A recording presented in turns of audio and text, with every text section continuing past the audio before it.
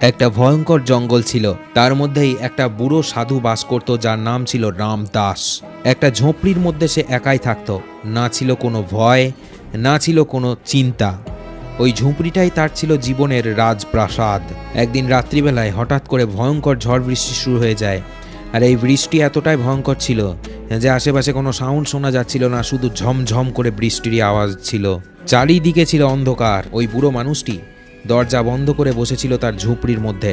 ভিতরে টুপটুপ করে জলও পড়ছিল ঝুপড়ি বেয়ে। কিন্তু হঠাৎ করে ঠক ঠক আওয়াজ হলো। ঝুপড়িতে কেউ যেন একটা ঠোকা মারল। সাধু চমকে গেল। সে মনে মনে ভাবল, এত রাত্রিবেলা এই সময়তে ঠক ঠক করে আবার কে ডাকছে। মনে বুকে সাহস জাগিয়ে ওই বৃদ্ধ মানুষটি দরজা খুলল। সামনে দেখলো একটা সুন্দরী মেয়ে দাঁড়িয়ে রয়েছে। বৃষ্টিতে তার পুরো শরীরের কাপড় ভিজে গায়ে লেগে গেছে। বাইরে থেকে দেখে খুবই অদ্ভুত লাগছিল। শরীরের সমস্ত ভাঁজ স্পষ্ট করে বোঝা যাচ্ছিল। দূর থেকে দেখে যেন মনে হচ্ছিল তার শরীরে কোনো বস্ত্রই নেই। সাধু তখন জিজ্ঞাসা করলো যে, হে কন্যা, তুমি কে? এই রাত্রিবেলায় এখানে তুমি কি করতে এসেছো? এবং তোমার শরীরের বস্ত্রের এই হাল কেন? মেয়েটি তখন হেসে খেলে বলল, বাবাজি, আমার নাম অনিতা। আমি এই পাশের গ্রামেই থাকি। আমি বড় বিপদে পড়েছি। ভয়ে তার গলার আওয়াজ কেঁপে উঠেছিল। হঠাৎ করে বলল, আমার পিছনে না কিছু মানুষ পড়েছে। দৌড়ে দৌড়ে আমাকে ধাওয়া করছে। আমার ইজ্জত লুটে নেওয়ার চেষ্টা করছে। আমাকে বাঁচান বাবা, আমাকে বাঁচান, আমাকে রক্ষা করুন। মেয়েটি বলল যে, আমি কোনো রকমে আমার জান প্রাণ বাঁচিয়ে এসেছি, বাবা আমাকে বাঁচান। তখন ওই লোকটি দরজা খুলে ভিতরে একটা লম্ফ জ্বালিয়ে মেয়েটির সামনে বসলো। ভিতরে আলো ছিল, কিন্তু বাইরে ঝড় এবং বৃষ্টির আওয়াজ। মেয়েটি কাঁপতে কাঁপতে ভয় পেয়ে বলল যে, বাবাজি, আমি রাজা বিক্রম সিংহের মেয়ে। আমার বাবা অনেকই বড় লোক এবং গোটা গ্রামের রাজা, কিন্তু ওই বিক্রম সিংহ আর বেঁচে নেই। বাবা মরে যাওয়ার পরে সমস্ত লোক আমাদের উপরে ফায়দা নিতে চায়। বাইরের অনেক লোকজন এবং গুন্ডা, তারা আমার সুন্দরতাকে দেখে পাগল হয়ে গেছে। যে কোনো প্রকারে আমাকে হাসিল করতে চায়। এখন এই লোকজন আমাকে ছুতে চায়, আমার শরীর অপবিত্র করতে চায়। সাধু রামদাস তার কথা চুপচাপ মন দিয়ে শুনে যাচ্ছিল এতক্ষণ। ওই বয়স্ক মানুষটি বুঝেছিল মনে মনে যে এই মেয়েটি নিশ্চয়ই কিছু একটা লুকাচ্ছে, এবং এই হঠাৎ করে রাত্রিবেলায় এসে আমার ঘরে বসে থাকারও নিশ্চয়ই কোনো কারণ রয়েছে। দেখুন, ওই ঝোপড়ির মধ্যে কিন্তু দুজনাই ছিল। এক হচ্ছে ওই বয়স্ক বৃদ্ধ মানুষটি, আর দুই হচ্ছে ওই কচি মেয়েটি। অল্প বয়সী কচি মেয়ে রাত্রিবেলা একা থাকা কতটা ভয়ঙ্কর ব্যাপার সেটা আশা করি বুঝতেই পারছেন। চোখের মধ্যে এমনই তার ভাব দেখা যাচ্ছিল যে ওই বুড়ো মানুষটি তাকে ঠাঁই দিতে বাধ্য হলো। মেয়েটি বলল, বাবাজি, আজকে রাত্রে আমাকে একটু আপনার কুঠিরে জায়গা দেবেন, যাতে বাইরের ওই ভয়ঙ্কর লোকগুলো আমাকে কিছু করতে না পারে। বয়স্ক মানুষটি বলল, হ্যাঁ, এই ঝোপড়িটা তোমারই, তুমি কিছু চিন্তা করো না। এরপরে রাত যখন ঘনিয়ে আসে, মেয়েটিও শুয়ে পড়ে। মেয়েটি যখন শুয়ে পড়ে, তার বস্ত্র অটোমেটিক খুলে যায় শরীর থেকে। আর ওই সাধু মানুষটি সামনে বসে ওগুলো দেখছিল। বয়স্ক মানুষটা কিছু যেন একটা ভাবার চেষ্টা করছিল। সে মনে মনে কিছু একটা গভীর চিন্তায় পড়ে গেছিল। বয়স্ক মানুষটির শরীর বয়স্ক হতে পারে, কিন্তু তার মন ছিল অল্প বয়সী। সে মনে মনে অনেক কিছু কথা ভাবতে থাকে এবং তার সুপ্ত বাসনাও জাগরিত হয় মনে মনে। তার অল্প দিনের বিভিন্ন রকমের কথা মনে পড়ল। তার বয়স যখন ছিল অল্প, তখন সে কিভাবে এনার্জি নিয়ে ঘুরে বেড়াতো, সেই সমস্ত কথা তার মনে পড়ে গেল। মনে মনে ওই বয়স্ক লোকটি ভাবছিল যে এই রাত কিভাবে কাটবে, আমি নিজেকে কিভাবে সামলাবো। চোখ বন্ধ করে সেই বয়স্ক লোকটি ঘুমানোর চেষ্টা করে, কিন্তু তার চোখে ঘুম আসছিল না। ওই মেয়েটি ভিজে কাপড় পরে তার সামনে যেভাবে দাঁড়িয়েছিল, সেই দৃশ্যটা তার মনে পড়ছিল বারবার। তার বুক ধক ধক করে উঠছিল। হঠাৎ করে পাশের ঘর থেকে মেয়েটির কান্নার আওয়াজ শুনতে পায় ওই বয়স্ক মানুষটি। বয়স্ক মানুষটি দৌড়ে যায় এবং দেখে যে মেয়েটি কাঁদছে।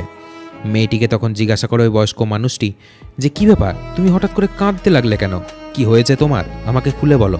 মেয়েটি কাঁদতে কাঁদতে বলল যে, আমার সঙ্গে এমন একটা জিনিস ঘটেছে যেটা আমি কাউকে বলতে পারবো না।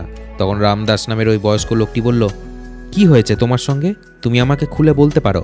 বয়স্ক লোকটি এটাও বলল যে, তুমি নির্দ্বিধায় আমাকে বলো, এমন কি হয়েছে তোমার সঙ্গে যে কারণে তুমি কাঁদছো এই রাত দুপুরে উঠে? আমি তোমাকে জায়গাও দিলাম আমার ঘরে থাকার জন্য, কিন্তু তারপরেও তোমার মন কেন বিচলিত? এমন কিসের ভয় রয়েছে? মেয়েটি তখন কাঁদতে কাঁদতে বলল, বাবা, আপনি যেরকম ভাবছেন আমি অতটা ভালো মেয়ে নই। আমি একটু অন্যরকম। আমি আমি আমি অনেকটাই আলাদা। আর এইরকম করতে করতে মেয়েটি হঠাৎ করে এমন একটা কথা বলে দেয় যে ওই ব্যক্তি হতবাক হয়ে যায় শুনে। মেয়েটি বলল, আমি কোনো সাধারণ মেয়ে নই, আমি হারিয়ে যাওয়া একটা আত্মা, যে অনেক দিন ধরে নিজের মনস্কামনা নিয়ে ঘুরে বেড়াচ্ছে, যার মনে অনেকগুলো স্বপ্ন, যার মনে অনেকগুলো ইচ্ছা, যার মনে আলাদা এক কাম উত্তেজনা সবসময় থাকে। বয়স্ক লোকটি শুনে হঠাৎ করে হতচকিত হয়ে উঠল। সে হঠাৎ করে চমকে গিয়ে বলল, কি বললে? তুমি একটা আত্মা? আত্মা বলতে তুমি কি বোঝাতে চাইছো? আমাকে একটু ঠিক করে বলো তো মা, আমি বিষয়টা ঠিক বুঝলাম না। আমি কি করে বুঝবো যে তুমি সত্যি আত্মা নাকি মানুষ? আমি বিশ্বাসী বা কি করে করব তোমাকে? বয়স্ক লোকটি এগুলো বললই মেয়েটিকে। মেয়েটি তখন আস্তে আস্তে শান্ত স্বরে চোখটাকে নিচের দিকে নামিয়ে গল্প বলতে শুরু করলো। এটা তার অতীতের জীবনের গল্প। তার সঙ্গে কি হয়েছিল সেটা বলতে শুরু করলো ওই সাধুকে। মেয়েটি বলল, অনেক দিন আগে আমি রানী ছিলাম। একটা লোক ছিল আমাকে যে বিয়ে করতে চাইতো, কিন্তু বিশ্বাস করুন বাবা, আমি ওকে ভালোবাসতাম না। আমি ওকে বিয়ে তো করা দূরের কথা, আমি ওর দিকে তাকাতামও না। আমার একটুও পছন্দ ছিল না তাকে। কিন্তু বিশ্বাস করুন বাবা, আমাকে ও পাওয়ার জন্য উঠে পড়ে লেগেছিল। আমাকে পাওয়ার জন্য ও কালো জাদু করে, সেই কালো জাদু যার কারণে প্রচুর মানুষ মারাও গেছে। আমাকে ফাঁসিয়ে দিয়েছিল, কালো জাদুর মাধ্যমে আমাকে ফাঁসিয়ে দিয়ে আমার সঙ্গেও বিয়ে করে নেয়। কিন্তু আমি কোনোদিন মন থেকে ওর হতে পারিনি। বিয়েটা করেছিল কোনো মতে, কিন্তু সেটাও আমার ইচ্ছার বিরুদ্ধে। ও আমাকে চাইতো মনে প্রাণে, কিন্তু আমি ওকে এক বিন্দুও চাইতাম না। তারপর একদিন রাত্রিবেলায় আমার ইজ্জত লুটে নেওয়ার চেষ্টা করে, কিন্তু আমি ওখান থেকে ছেড়ে দিয়ে চলে আসি।